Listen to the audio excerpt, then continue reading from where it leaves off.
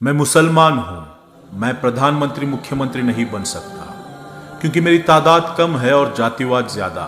लेकिन मैं collector, ADM, तहसीलदार, commissioner, SP, DSP तो बन ही सकता हूं। लेकिन मैं निकम्मा हूं, क्या करूं। मुझसे घंटों पढ़ाई नहीं होती।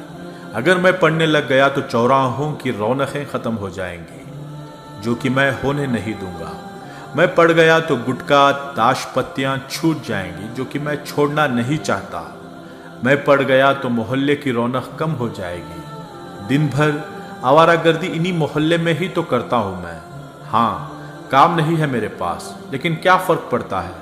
अल्लाह के फजल से 2 वक्त की रोटी तो मिल ही जाती है।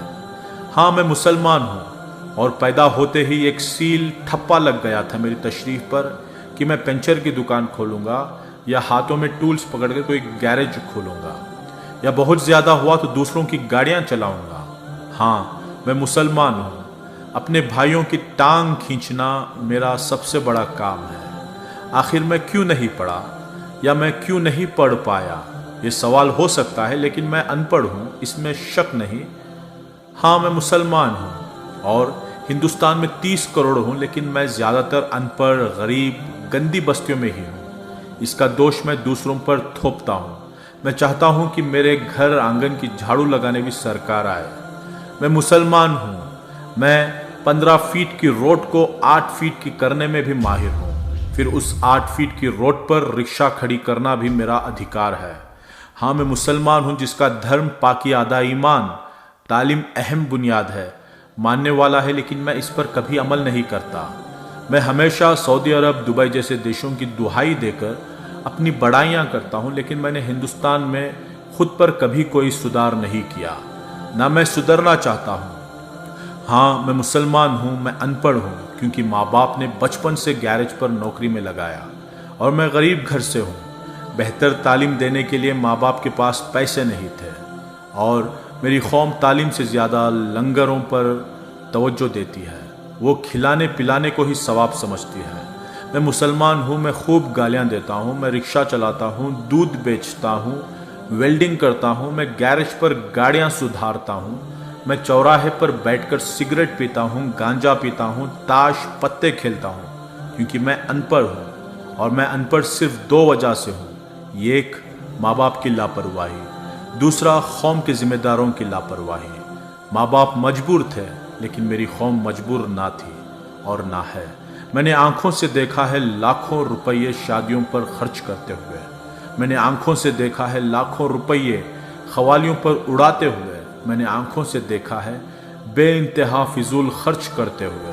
काश मेरे माँ बाप या मेरी कौम मेरी तालीम की फिक्रमंद होती तो आज मैं प्रधानमंत्री या मुख्यमंत्री ना सही, लेकिन मैं आज कलेक्टर, एडीएम, कमिश्नर जैसे बड़े पदों पर होता। बिना वोट पाए भी लाल बत्ती में होता, या कम से कम मैं डॉक्टर, इंजीनियर, आर्किटेक्चर या जर्नलिस्ट या एक अच्छा बिजनेसमैन तो होता ही। लेकिन बचपन से मन में एक वहम घर कर गया कि मियाँ तुम मुसलमान हो और मुसलमान को यहाँ नौकरी आसानी से नहीं मिलती। लेकिन मैं ये तो भूल ही गया कि मेरे नबी सल्लल्लाहु अलैहि वसल्लम ने तमाम जिंदगी तिजारत ही की और तालीम पर अहम जोर दिया। फिर मैं उनका उम्मती होकर नौकरी ना मिलने की बात सोचकर तालीमात क्यों हासिल नहीं करता। नोट दोस्तों, ये तहरीर सिर्फ इस्लाही पोस्ट के लिए लिखी गई है। रिक्शा चलाकर पेट पालना या वेल्डिंग करना, दूध बेचना, गैरेज के टूल्स पकड़ना या मजदूरी करना कोई गलत काम नहीं है, लेकिन हम इसके लिए पैदा हुए हैं, ये सोचकर तालीम हासिल ना करना गलत है। खूब पढ़ाई करो कि हर पद पर सिर्फ तुम दिखो, तुम्हें इज्जत से देखें, तुम पढ़े लिखे तबके में गिने जाओ। अंधविश्वास से दूर एक नई जिंदगी जीकर मुल्क व कौम की खिदमत करें, और जहां प्रोपोगंडा नामक चीज ही ना हो, आने वाली नस्लों को पढ़ा लिखा कर हम अब तक के अपने इतिहास को बदल दें। यही एक तरीक़ा है कि ये कौम एक नया सवेरा देखे, कि जब भी सुबह का अखबार देखें, हर अखबार के फ्रंट पेज पर आए इस शहर के नए कलेक्टर, नए एडीएम, नए कमिश्नर तुम ही हो। जज़ाकल्लाहु खैरा। और माफ़ी चाहता हूँ अगर मेरी किसी बात से किसी भाई का दिल दुखा हो तो।